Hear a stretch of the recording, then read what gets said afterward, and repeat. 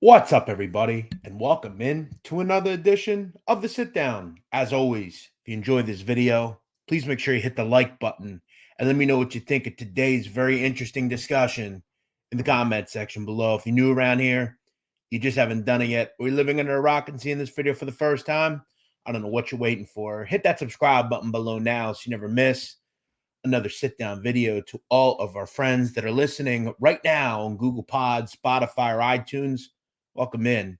I hope you enjoy the show. As always, make sure when you get done listening to today's episode or any other episode here on the show, make sure you leave us a detailed review and give me 5 stars. I greatly appreciate it. Over the years of doing this show, I've had so many great comments about what we've been doing here on the show and the channel and everything else we're doing. What's up, everybody? I hope you had a great week. I'm back with another episode. This is episode 117. And, you know, I always try to give my personal opinion before we do an episode, like how I feel about it. And I love doing every episode, right? It's my time of the week where I can just kind of delve into a trance and, you know, talk about someone interesting, and I'll admit, I spent probably on today's episode more time than I've ever spent on an episode. I took about 3.5 hours, and I just kind of delved into a great book and some court records and an indictment, and I just had some fun. And this episode this week is great because it's kind of two of my loves, right? Talking about organized crime and the connection between today's subject and the greatest show of all time, The Wire. And I think you're going to hear so many similarities. And what's amazing about this episode is this is all true.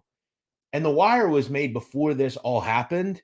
And it's interesting how similar some of today's subjects are to the characters of the show. Now, you don't need to hear or watch The Wire to like today's show, but we're going to get into an individual who I have to say, I mean, I've studied a lot of criminals. He's one of the most dangerous people I probably ever come across, especially when it comes to black organized crime. We're going to talk about a dude called Montana Barronette. Now, Barronette was the leader of a vicious and ruthless West Baltimore drug trafficking organization called Train to Go. And what we're going to understand is this episode's so deep because it's more than just, a couple of black guys or a couple of Italian guys or a couple of Russian guys. This is a story of a child who grew up without any sort of connection to anyone. He was devoid of love, compassion, ethics, values. And he went, just like most of the people we talk to the streets. And again, color, nationality means no bounds. Regardless of what you are, if you do not have the right people around you, a quality school around you, quality mentors around you, you will delve into criminality, and whether it's extortion, drug trade, murder for hire, whatever, the same end comes to everyone. What I found interesting about Montana Barronette and his group Train to Go is that they were so similar to a mafia family. And when I mean that, it's funny because you come across like the obsession with just the game itself, just like a Fat Tony Salerno or John Gotti.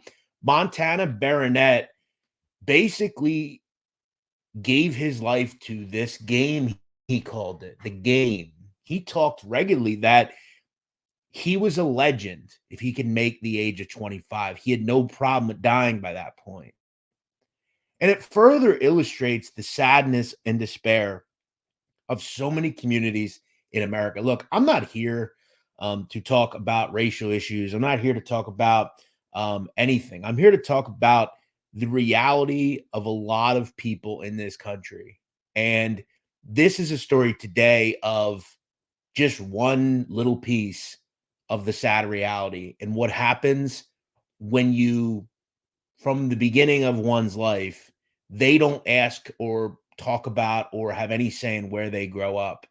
And this is, to me, Look, I blame Montana Barronette for the crimes that he committed, and we're going to get into them. They're very horrific. But when you look at people like Montana Barronette, and look, any person we talk to or talk about here on this show, their futures are a lot of the time decided for them. And when the end comes, when they get and hear the word life or death penalty or, they die on the streets, it's all too normal.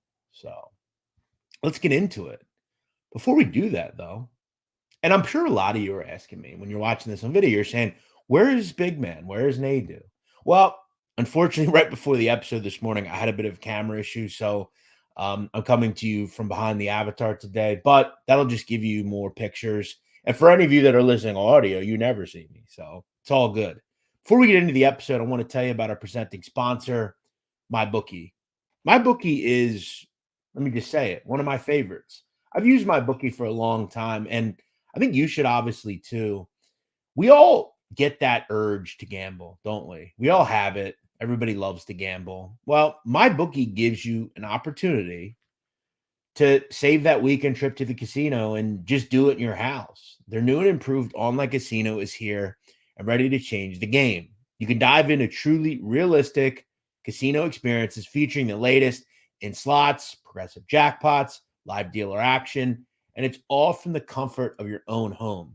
You can take advantage of great games like blackjack, roulette, slots, and you even can get weekly blackjack tournaments and a brand new collection of other high-end games for a chance at, guess what, real cash rewards. The MyBookie Casino provides a Las Vegas experience with the actions in your hands, and the best part is you don't even need to wear pants.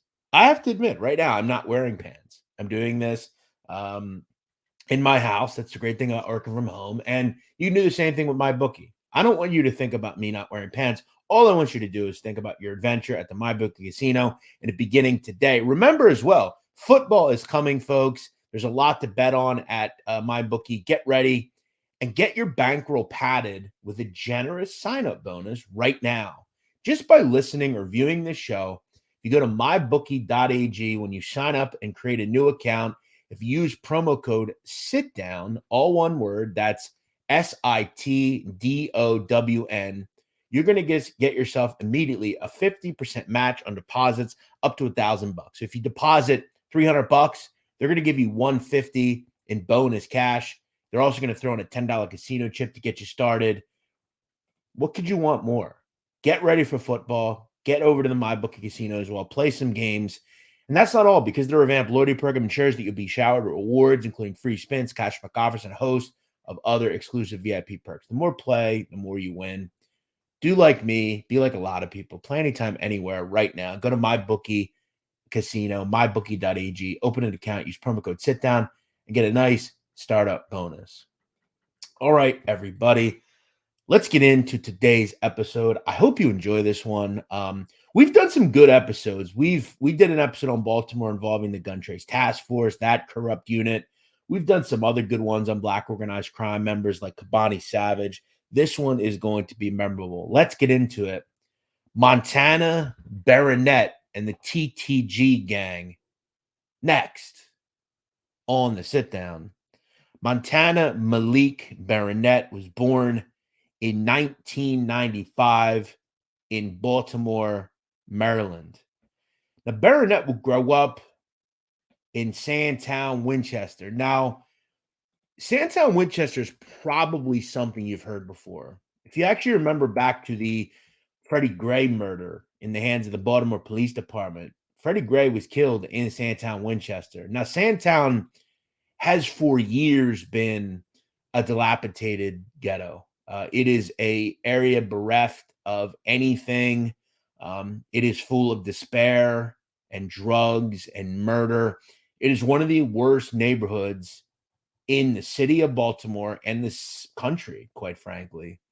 There are problems that are deeply rooted in poverty. And Sandtown's been the same for a long period of time. And it's interesting because when you look at some of the statistics about Sandtown, Winchester, it's really sad, quite honestly. Of the 100% of people that live there, 99% are African American, and 52% of its residents are unemployed. 52%. Over a third of the homes in Sandtown, Winchester are abandoned. They're vacant. 20% of working age people are unemployed. And over a third of its residents are living in poverty. Pretty amazing when you think about it. And what's more sad is when you look at the schools in the area, Gilmore Elementary School, William Pender Hughes Elementary School, they're rated as some of the worst schools in the entire country. So think about it. Let's say the population, it's around 10,000. That means like 5,300 of them are unemployed. That's crazy to think about. And this is the place that Montana Barronette is growing up. Now, Barronette's father was Jamaican. He had actually, Barronette's father, been deported and exiled when Barronette was just 4 years old. And his mother was said to be just running the streets. It was rumored that she was drug addicted.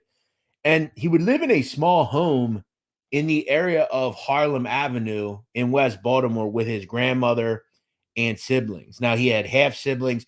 It was said that Barronette's mother had children to four different men, and they were basically all half brothers and sisters. Now, growing up, and I was unable to find a photo of Barronette and his brother together, but young Barronette had a brother, a half brother called Terrell Seviles. You see him in the bottom there with the dreadlocks. Seviles was Barronette's half brother. Now, what these two essentially did is from a very early age, I'm talking about 7, 8 years old, they begin running the streets, doing favors for drug dealers. And Seviles was a little older than Barronette, and anything Seviles did, Barronette did. And the good thing that you have to realize about Sandtown, Winchester, at least for drug dealers, is on streets like this, just like in The Wire, these DTOs, drug trafficking organizations, set up. And what they do is they hire young kids, 7, 8, 9, 10 years old, to act as something called a runner, someone called, a pusher, basically. And what these dudes do is they act as lookouts, these kids. They act as people that fetch drugs for people. They hold money for people. And again, I talked with The Wire because this is very much something that we've heard and seen in The Wire. Now, early in Barronette's life, at around 10 years old, he would become something called a hitter. And what I said as a hitter is, it's not a shooter. A hitter as a drug dealer is someone who just, he said, hey, they just got $10 worth of drugs, hand it off. That's what a hitter is. And by the late 2000s, Barronette is in his early teens, but he's working for a dude called Devon Robinson. Now, Devon Robinson was a member of BGF, which is Black Guerrilla Family. They had a lot of the corners in and around Sandtown, Winchester. And Devon Robinson had a corner in the area of Harlem Avenue and Kerry Street, really close to Barronette's home. And I think what's so important to understand about Barronette and the city and area that he lived in is, and this is something that is the biggest problem we face in America today, is that when you go to places like Harlem and Kerry Streets in Baltimore, you go to East Baltimore, places that are ghettos, the only form of capitalism in Sandtown, Winchester is the drug trade. So if you're a young kid, right, 10 years old, you have nothing, you have no one. No one is there to help you do your homework, take it to school, take it to the mall for school clothes. When you have no one, it's no surprise that you sit on your stoop, you look down the street, and you see like a Bronx Tale, you see Sonny or you see Devon Robinson, and they're making a little money. You have nowhere. Where are you going to go get a job at? There's very few places to even work in these neighborhoods. So you go down to the corner. Devon Robinson says to you, hey, you can make $50, $100 a day here. That's good money. That's the only form of capitalism these people have. So understand very early on, Montana Barronette, this is all he knows. He doesn't know anything else. Now, eventually, Barronette becomes so good in the drug organization as a runner or a hitter, he eventually kind of persuades Devon Robinson to let him set up shop with his brother Terrell Seville's. And what Devon Robinson does is he says, you know what? All right, fair enough. We'll go somewhere else. You guys keep this block. You create your own thing. And we'll kind of take a little cut of it. Everything will be good. Now, I want to talk a little bit about, by this point, Barronette's 14 years old, right? This is in the early 2000s. And the good thing for him was he had a family now. His friends and the people that he was selling drugs with were his family. And when you look at TTG, Train to Go, really outside of Roger Taylor in the bottom left corner, who is someone we'll talk about in a little, he was the supply eventually for Barronette. Most of the people in this photo have been friends since kids. Now we don't have everyone on here. There was a guy, John Harrison, who was essentially the major hitter for this group. He's not on here, but Linton Broughton, Brandon Bazemore, Tim Floyd, all these guys, Barronette, they're all friends since they were kids. There was another guy, Guy Coffey. He's not listed on here. He was a friend since kid. These are guys who all grew up together.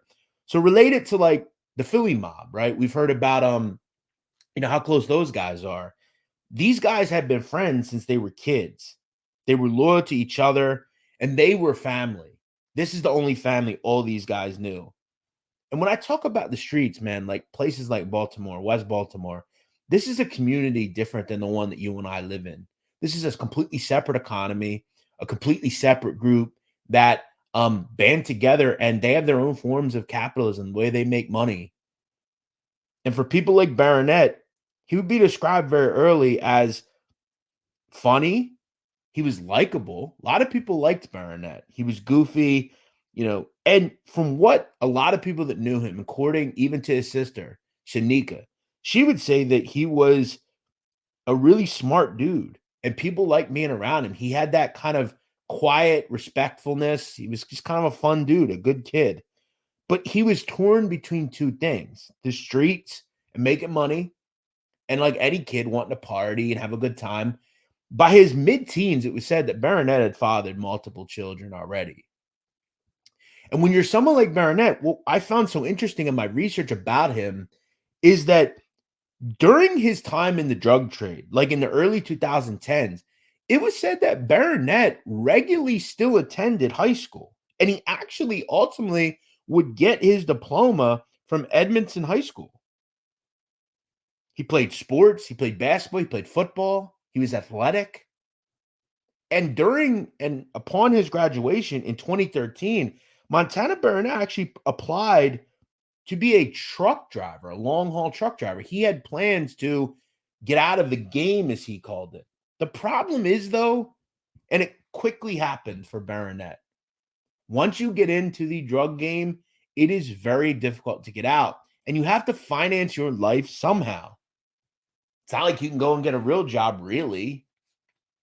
And look, I know there are going to be a lot of people that listen to this and say, well, I did it. You can do it. Like, it's such a different thing. And I guess I'll say until you live it, and it related to any gangster we talk about, same thing. They don't want to work a regular job. It's easy in the streets. And that's why I find this stuff so interesting, because it's all so similar. Now, Barronette realized he had another plan, but selling drugs for him was just out of necessity. And the streets paid because, again, you have to have some money to live, right? Plus, remember, the one thing about Barronette that's so different from some of the old school guys in the neighborhood, because there were old school guys in this area. One guy that Barronette knows of and is kind of looks at as a bit of a mentor, if you will, is a person called Ponyhead. Ponyhead lived in the neighborhood. He was an old school guy, about 10 years older than Barronette. And he was that old school kind of guy, right? You didn't want to use violence if you didn't have to. You had some ethics, if you will. The thing that made Barronette kind of delve into being a real sadistic individual is that he was so obsessed with his reputation. He wanted people to know that he could click from being normal and goofy and fun to a ruthless and menacing individual. He had dreams of, you know what? You don't want to give me your corner? I'll just take your corner. And I find so much, truly, so much similarity between him and Marlo Stanfield. And what's amazing about The Wire is Marlo Stanfield was long created before Montana Barronette, but the considered similarities between Barronette and Stanfield are so, so, so profound. And what do we know about Stanfield in The Wire? Well, how many times did Prop Joe say, this dude is just different? He doesn't think like we do. He's new school. They don't think like we do. They're sadistic, they're ruthless, and they're depraved. And what Barronette is quickly from like 2012 to 2014, he's developing just a cold, sadistic swagger. He has an arrogance. He wants everyone in Sandtown to know not only him, but his brother and Train to Go. And this is really where Train to Go starts. They are new age. They're not people. And what Ponyhead would say, this older dealer, he would say that they didn't really even care about money. Like they were making money because they were selling a lot of drugs. We'll talk about that. But for them, it wasn't about money. It was about the rep. It was about what can I put on Instagram? What can I show people that I'm the fucking guy here? And Barronette, what he understands is I'm probably not going to live to 25 anyway. This is who I am. This is my life. This is what I'm devoted to.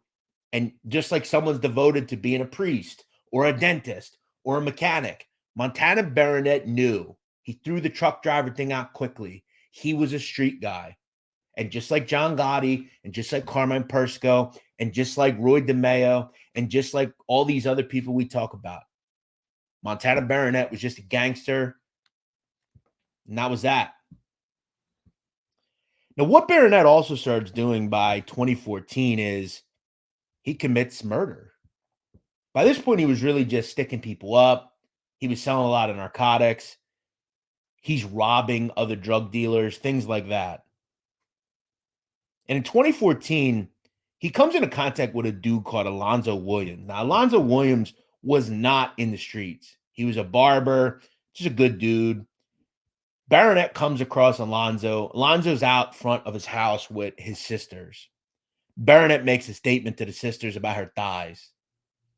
Alonzo Williams responds and says, yo, that's my sister. Don't talk to her like that. You know, pretty normal, right? It's not crazy.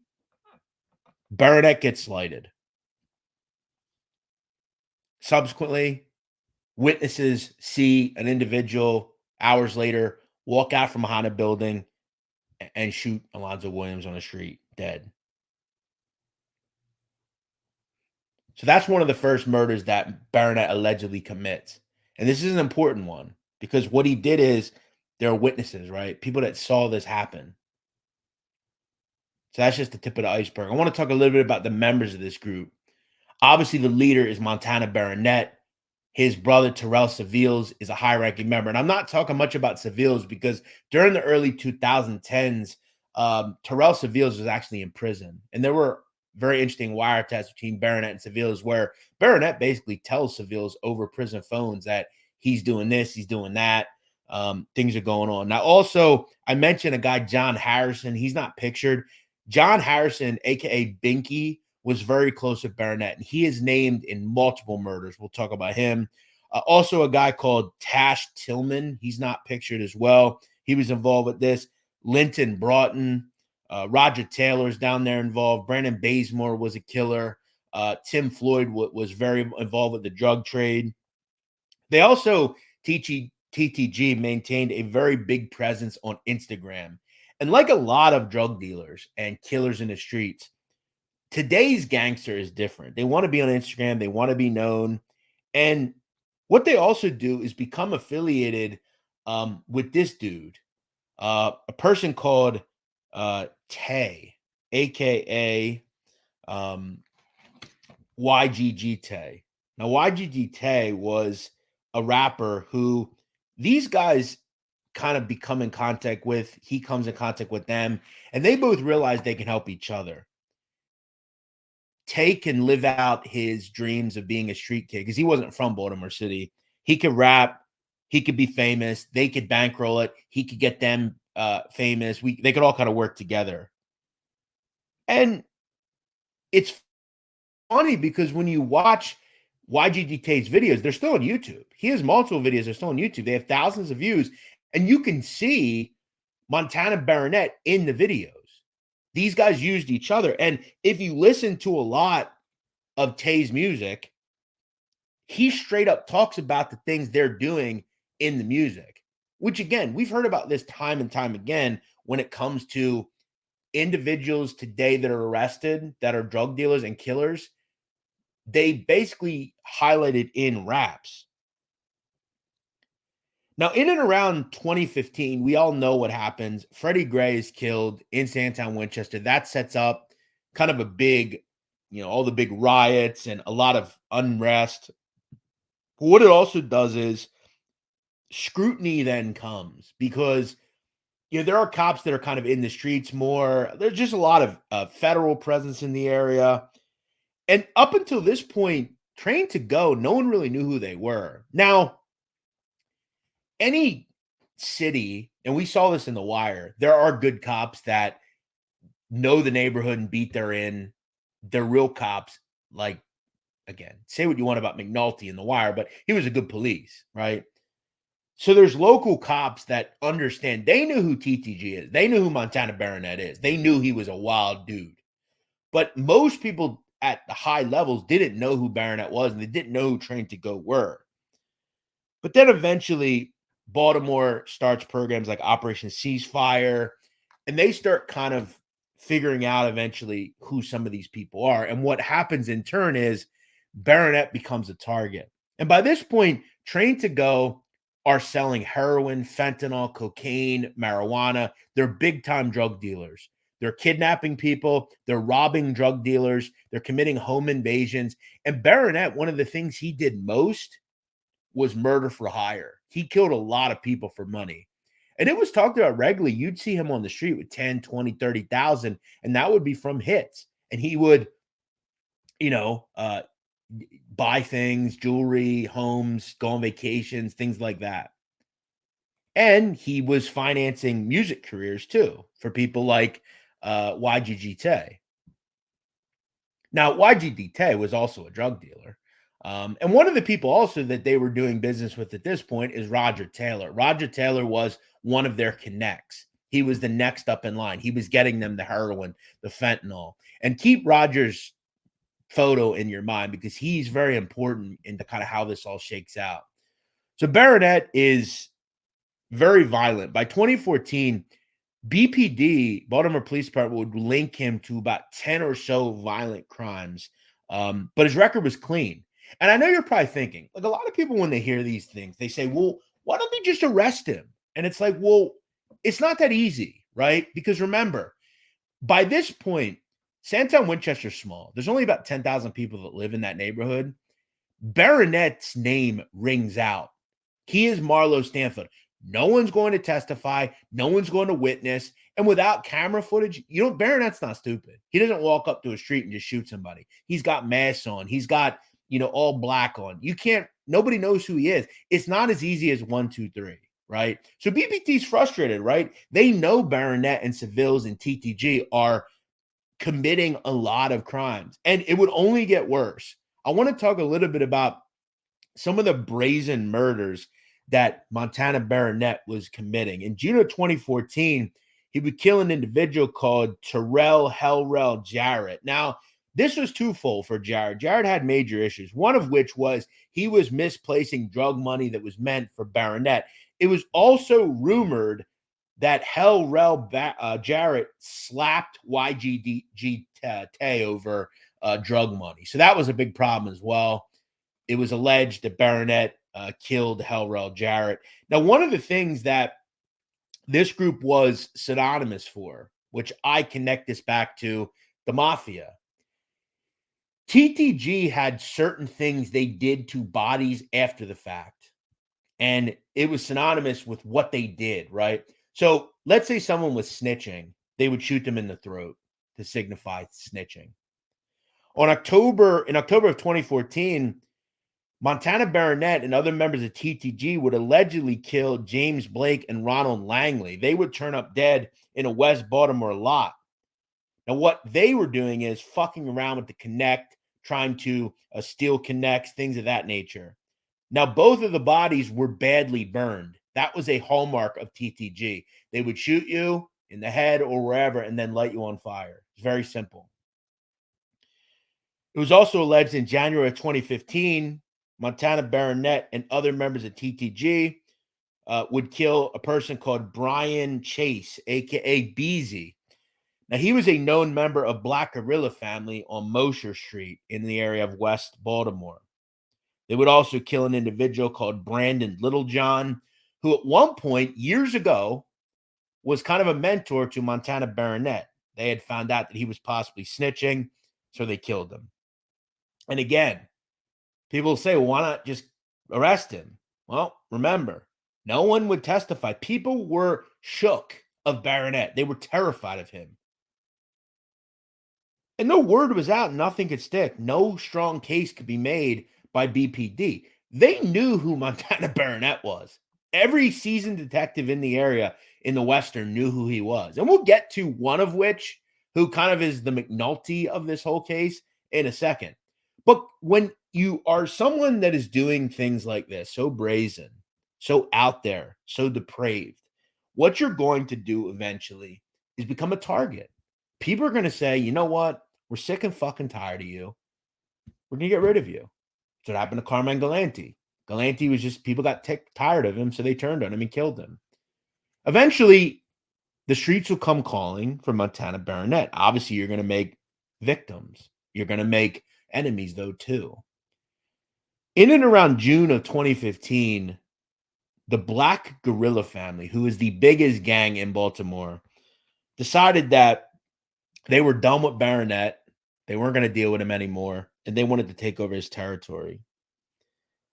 So a person called Lamont Randall, aka Dirty Lamont, he attempts to take over territory. Now, he attempted to have a sit down with Barronette. Didn't work. Barronette decides, you know what? Fuck this guy. We'll get to him before he gets to us. So in and around July 2015, certain members of TTG, most notably Montana Barronette, Brandon Bazemore, John Harrison, Antonio Addison, decide that he's got to go. Barronette greenlights Randall. So on July 7th, they retrieve gloves, masks, and multiple firearms and take 2 vans to the 900 block of West Fayette Street. This is according to the indictment, where Randall was sitting on the stoop of a home. Now, in the location, at the location, there were multiple other people, including a guy called Gerald Thompson, as well as 2 women, one of which was called Jacqueline Parker.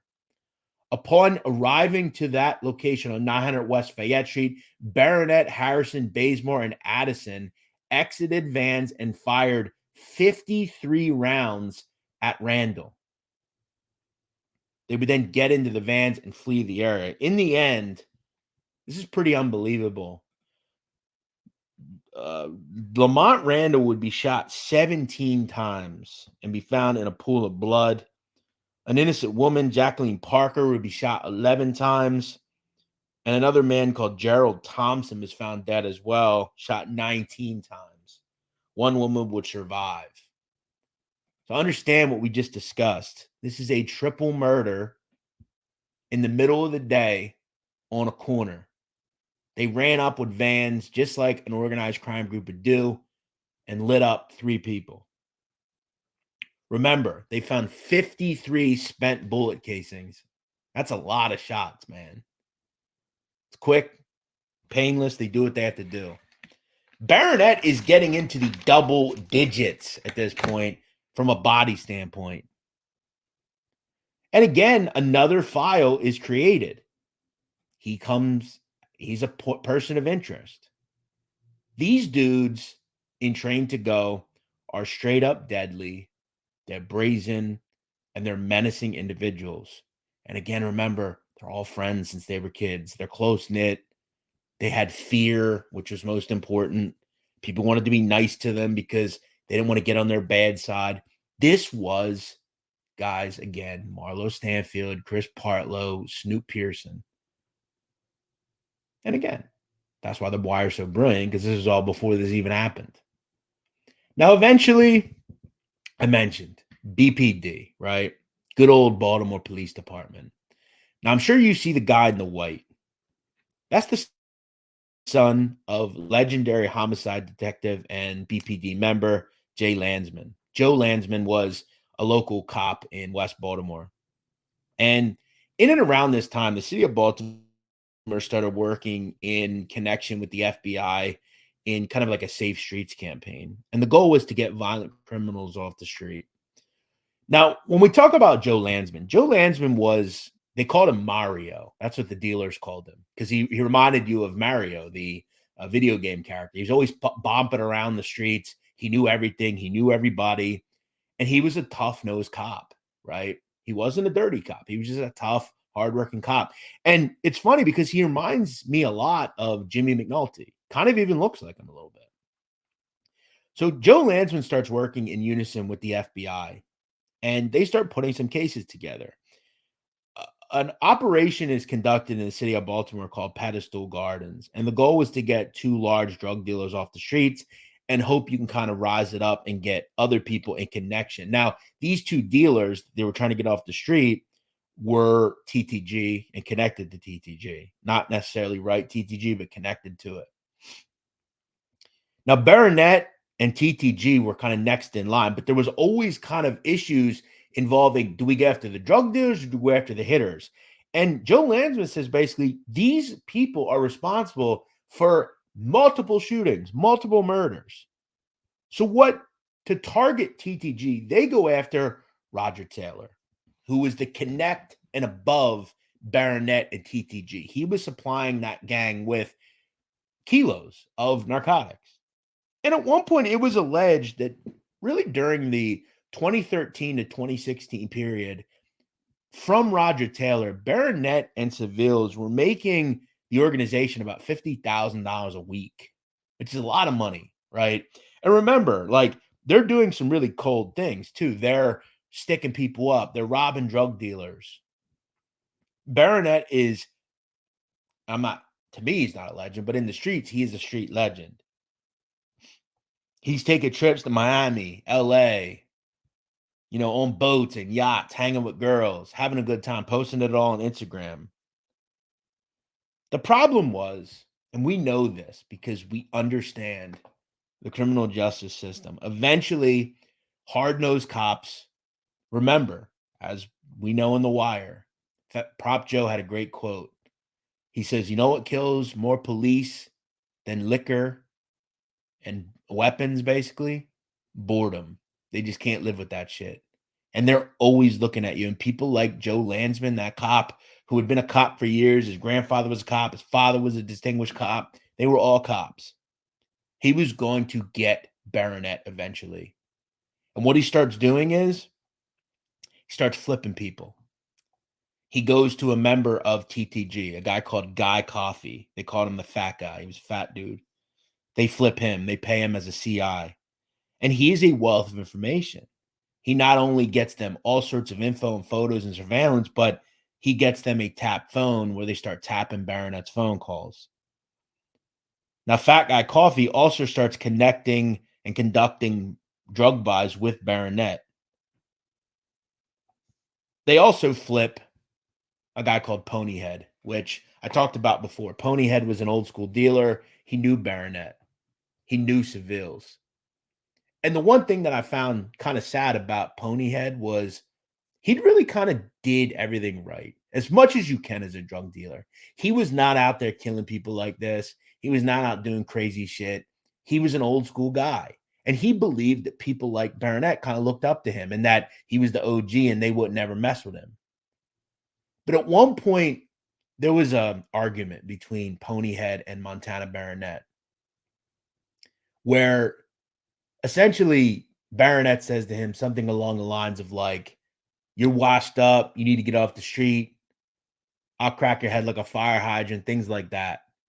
and kind of like sunning him a little bit, fucking with him. And Pony had kind of thought, well, yeah, that's just them fucking with me. They're not gonna actually do nothing. The problem was, again, these young kids, they're different than him. And this guy played right. And it's funny because I'm kind of connecting all these people to Wire people, but Ponyhead is like Bodie, right? Bodie had played everything right. He did everything right. And in the end, they didn't give a shit about him. They came and tried to take his corner over. And what'd they do? They whacked him, right? And that was all Bodie was. And that's what Ponyhead was. The thing about Ponyhead that was different than Bodie is Ponyhead realizes this. He realizes that the turf that he had won over, it wasn't like it used to be. They would kick him off and take his brand right over. So what's he do? He goes to the federal building, cuts a deal. And this is the issue. And this is the problem with ostracizing people like Ponyhead. Barronette is getting closed in on by the FBI, BPD.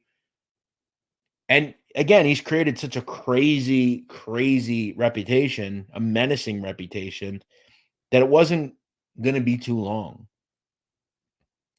Now, at one point, it was also said that in April of 2016, Montana Barronette would kill another individual that was a witness in federal court.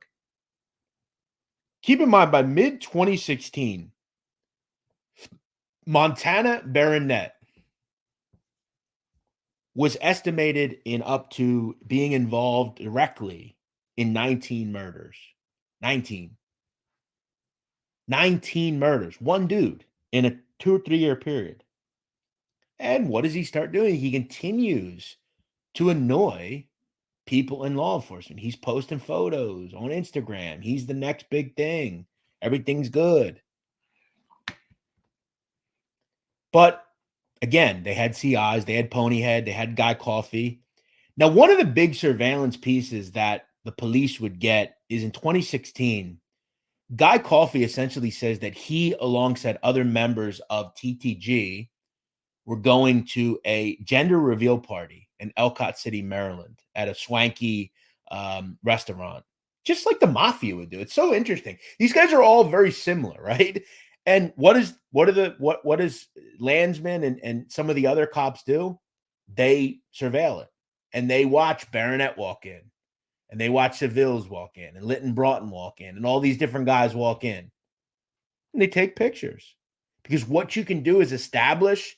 Remember, what's the big word when we're dealing with these types of people? RICO, continuing criminal enterprise. And that's the thing about Barronette. Barronette knew that he'd probably beat state and city cases. He didn't want to hear federal. And he didn't think the feds were after him. He hoped it was just city-state shit because they'll plead. He had no problem going to Maryland State of Corrections. He knew, though, it was really over if RICO came. And he didn't think that they could get him on RICO. So the gender reveal party is big because it gets them all in one area.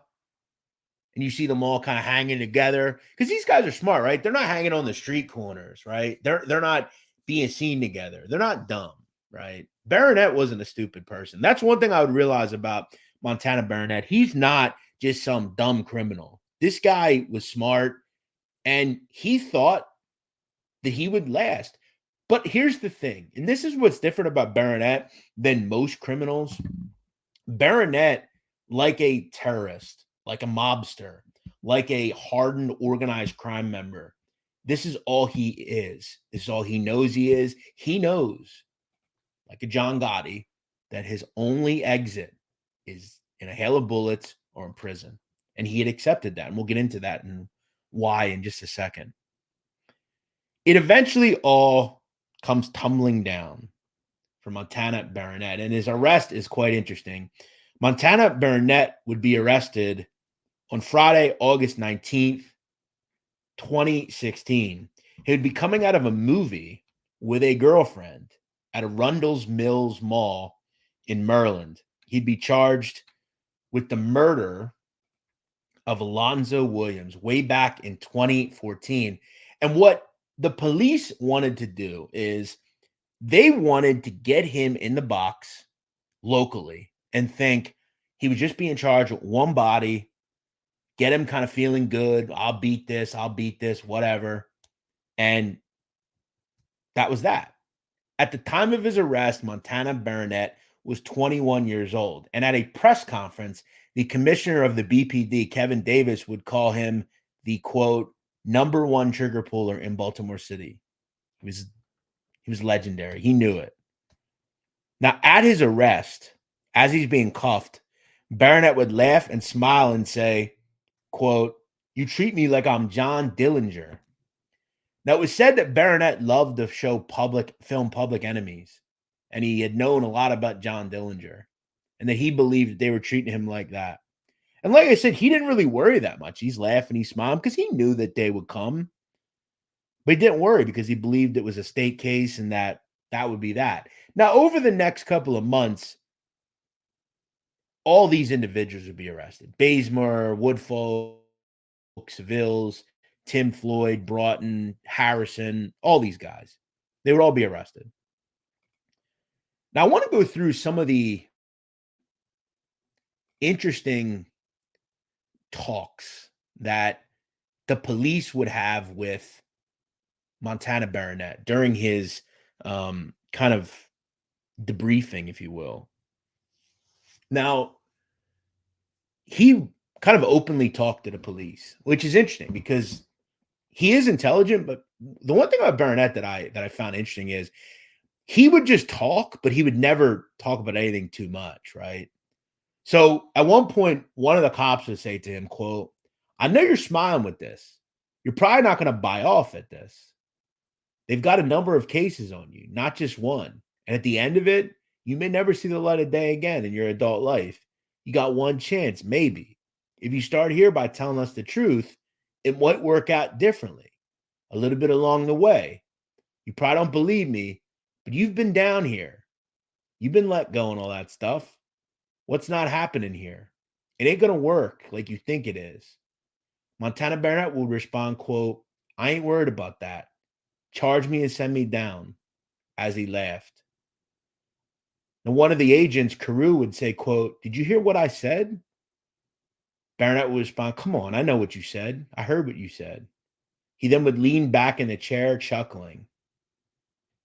Carew would respond, all right, I had to give you that opportunity. Just remember that we did.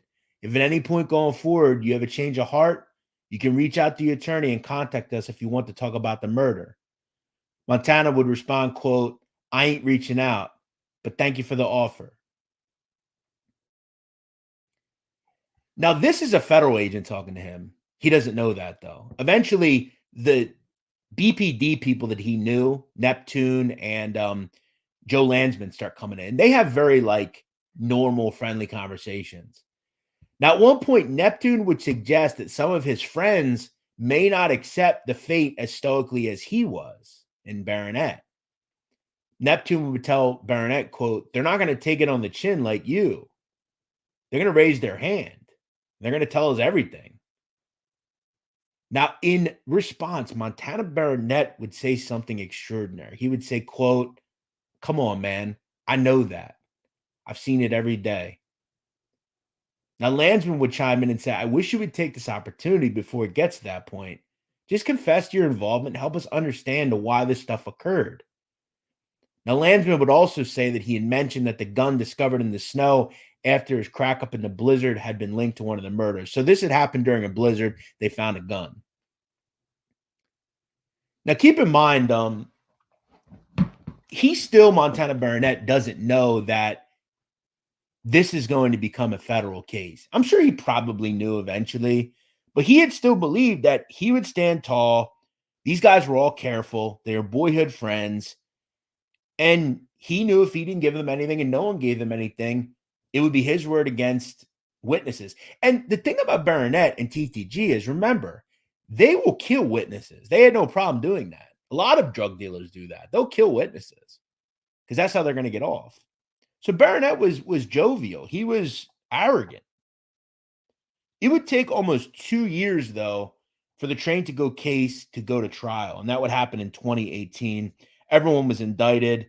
And eventually it would be a criminal enterprise, a continuing criminal enterprise that would fall under RICO, Kingpin statute, all that sort of thing. But I do want to talk about a pretty sad thing that happened during all this. Now, during Barronette's incarceration up until trial, he would be held at Central Booking, which is in Baltimore City. On Saturday, January 2017, Barronette was, in his cell just like any other day. He would be summoned to the booking center's release area in January of 2017, January 14th. At one point, a guard would tell Barronette, quote, "You're good to go." Barronette would respond, "So I'm going to the feds." He knew what was up by this point.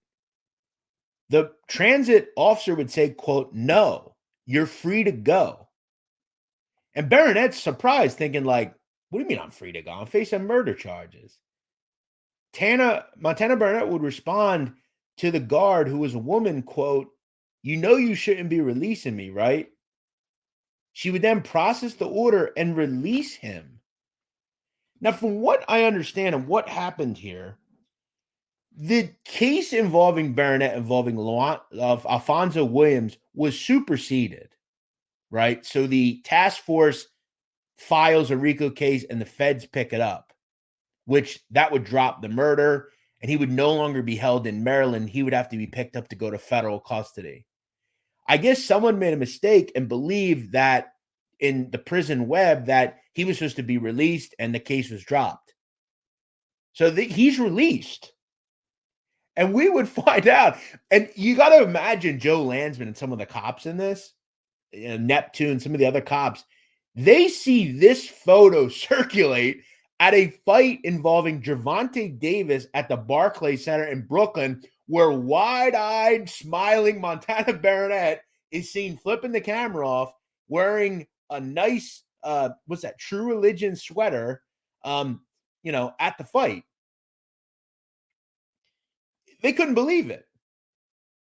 Now, Barronette would subsequently be picked up about a day later in Reisterstown, Maryland, just outside of Baltimore.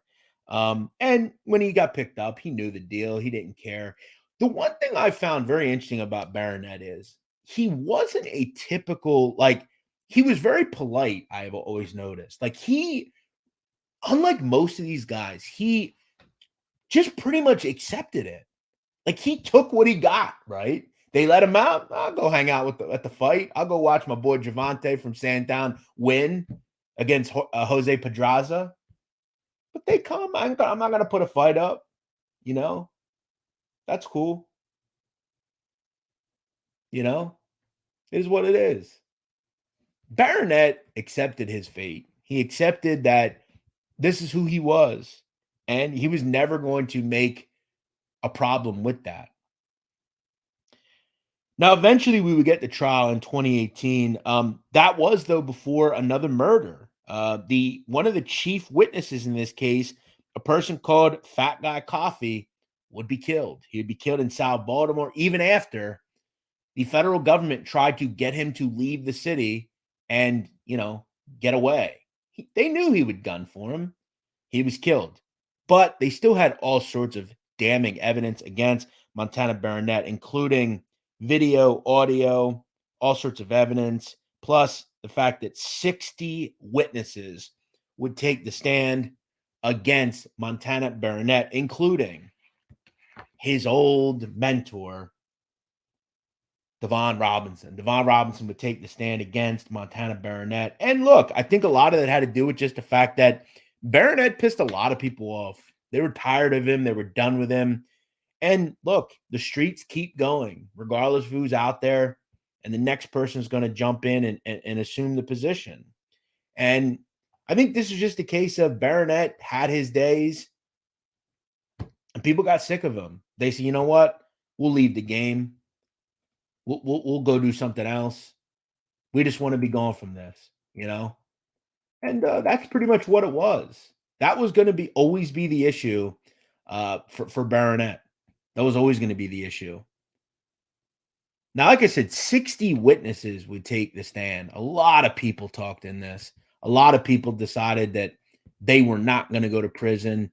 They were not going to allow people like this to get out from under them. And look, more money was going to be made, if they were off the streets. Keep in mind, every defendant in this case would be found guilty, all of them.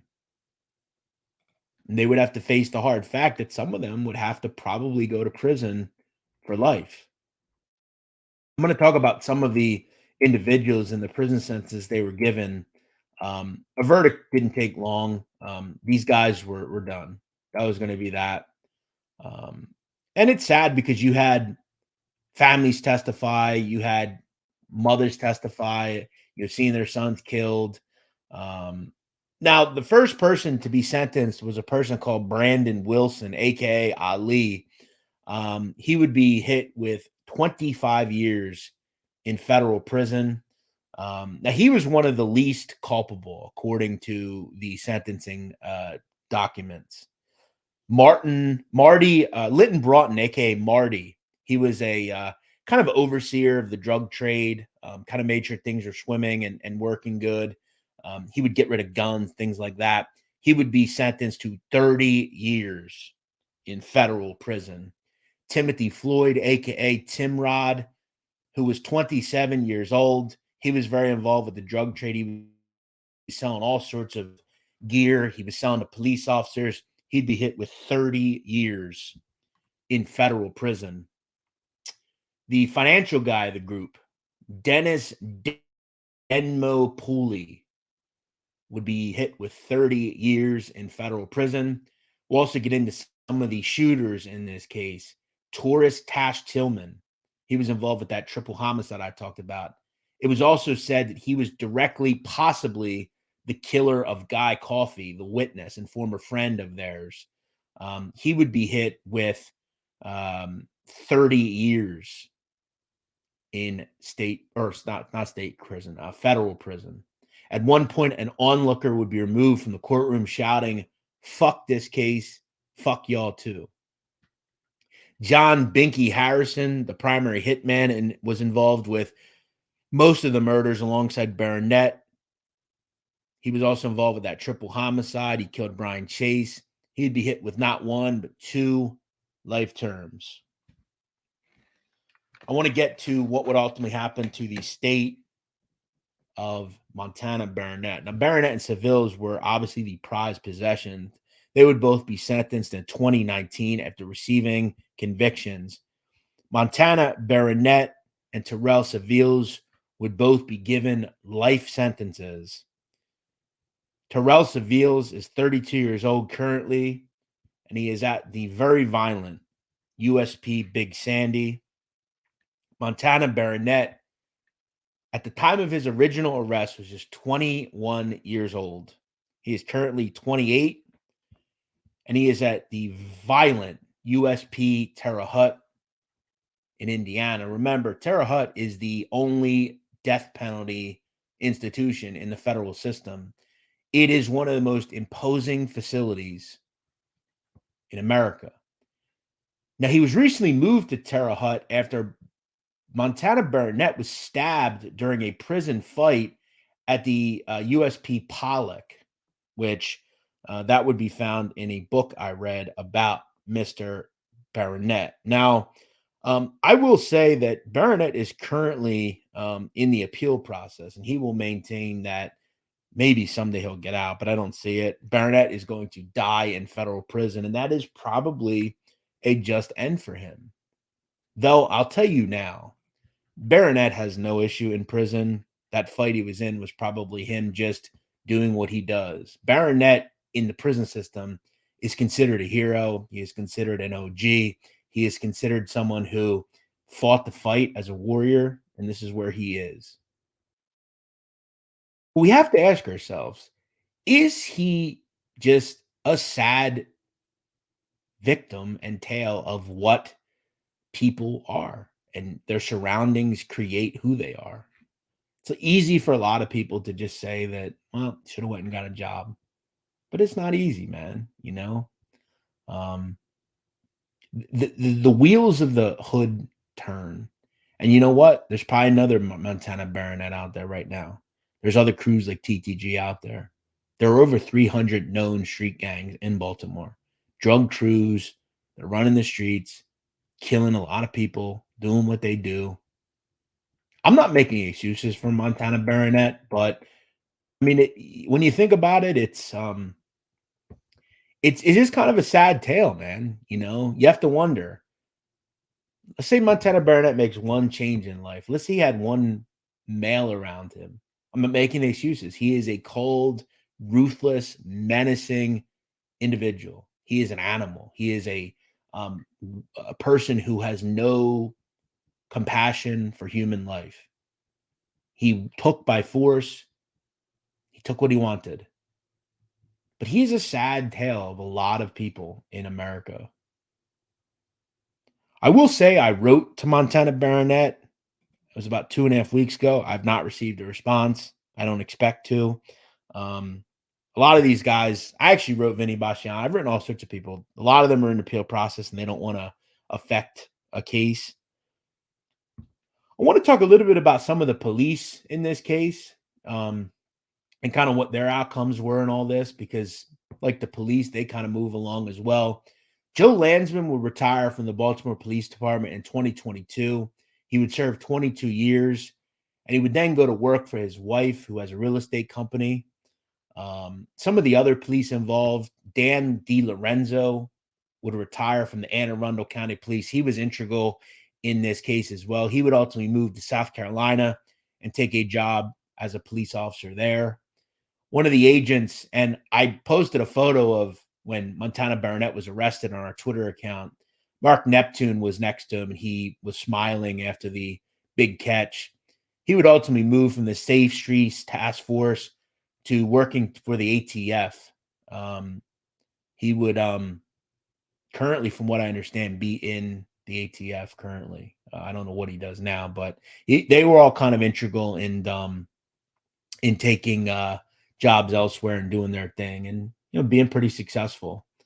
I want to talk a little bit about some of the other people involved in this case. Jan Gray, aka Ponyhead, one of the chief cooperators in this case, a guy who had just been sick of the streets. He now lives with his mother outside of the city, and he no longer is involved with the drug trade. He has a regular job and helps take care of his grandchildren. So I think we can kind of call Jan Gray the Cuddy, if you will, of this whole thing. Kind of a different story, but kind of similar. Helps kids now and not in the drug trade anymore. He would say that he has no regrets about putting TTG in prison. He would say, quote, "I was hurt. I felt messed up. That's what really helped me to testify against them, because they would try and kill me. If they would have not involved me, I would have never said nothing about them. I'd have kept everything a secret. But being though as they wanted to kill me, I knew they weren't my friends anymore. There was no sense of protecting them. I was hurt about it." And that's the truth of the drug world. That's the truth of being a criminal. And that's why, for me as a person, I've always gotten away from this whole I don't like rats thing. I'm not in the streets. I'm not a criminal. I don't care. We don't know these people. We don't know their situations. And you think Ponyhead was going to do life for Montana Barronette? Not going to happen. Now, in a book called Life Sentence by Mark Bowden, which I'm going to talk about in a second, Ponyhead would talk about his nostalgic days of being a drug dealer in Sandtown, Winchester. He would say, quote, "I mean, it was fun, It was fun. We were just about making money. We weren't really into killing or none of that. We would fight. I mean, if trouble came through, people would handle their business. But that wasn't what we were mainly concerned with. Our main thing was making money and girls. You know that. It was a fun neighborhood until them little kids came up. They made it cruddy, and we couldn't trust anybody." And that is, I mean, I gotta admit, guys, I'm gonna do my best in contacting Ponyhead. I would do anything to interview him. I think he is so interesting and he is full of knowledge. He is so true. That final statement. This is one of the reasons I started this show.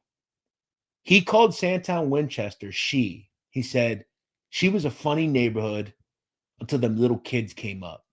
They made it cruddy, and we couldn't trust anybody. I mean, that's so true, man. You know, it's pretty crazy. But that's that. that's the story of Montana Barronette. That's just another story. Now, Mark Bowden, who wrote Life Sentence, a book about Montana Barronette, would say kind of about what's up with Barronette currently, saying that he declined to be interviewed for this book, but he has written me several letters. Barronette would tell Bowden, quote, "I'm from West Baltimore, as you know. I grew up with four siblings. My father and mother wasn't around. I played basketball and football in my entire youth and high school. I graduated from Edmonton. I never had a felony charge until now. I love taking trips and dirt bike riding." He said also about the book written about his life that he is actually planning his own book that he is writing. "I'm definitely one of a story that needs to be heard," said Barronette. "It may seem like what we can be different about my story than all the rest of the stories that are told by people who come from my background." Now, Bowden would also say he was nevertheless reluctant to talk to me because his appeal is all he had hope for, and discussing his case might damage that chance. He would end the final letter to Bowden, quote, "God damn, you isn't no beneficial to me anyway." He would then draw a picture of a smiling face, which is actually quite sadistic, if we're being honest. As we end, I want to credit, I want to spend some time because I'm asked all the time about books, about the mafia, drug trade, criminal life. Um, this book, written by Mark Bowden, is, I have to admit, one of the best books I've ever read. It is incredible. I'd highly recommend you go buy it. You can get it on Amazon and read it through Kindle right now. I actually also bought it for my book collection. I think it is truly incredible. Some of the stories and photos and just overall quotes that Bowden got in this book were just tremendous. Bowden's an interesting guy. He has some really good books. He, I believe, wrote Black Hawk Down. He wrote a book about Pablo Escobar. He wrote a book about Ayatollah Khomeini. Just a really interesting writer. I believe he's also related to Bobby Bowden, if I'm correct. He is a terrific author, and I'm glad we could reference some of his book. I highly recommend that you go check it out. It's just terrific. Life Sentence by Mark Bowden, the brief and tragic career of Baltimore's deadliest gang leader. I hope you enjoyed this show today. These, as you can probably hear, are my most enjoyable. I love doing shows about people like Montana Barronette. I find them so interesting and chock full of details. So I hope you enjoyed our show today. As I said, as always, if you're watching us currently on YouTube, please hit that like button. Please hit the subscribe button as well. And I know there are probably people on YouTube that won't check this out. They just want mafia content, but this is part of organized crime, and I'm glad we're able to do it. If you're hearing us currently on iTunes or Spotify or Google Pods, hit that 5-star button. Check us out on Twitter at Sitdown Crime Pod. You can also check us out on TikTok as well. We are approaching 100,000 subs on TikTok. So please go check us out on those social media sites. Make sure you check out my bookie. Use promo code Sitdown. I don't really ask for much, guys. If you can support me and some of our sponsors, it would mean a lot. That's all I ask.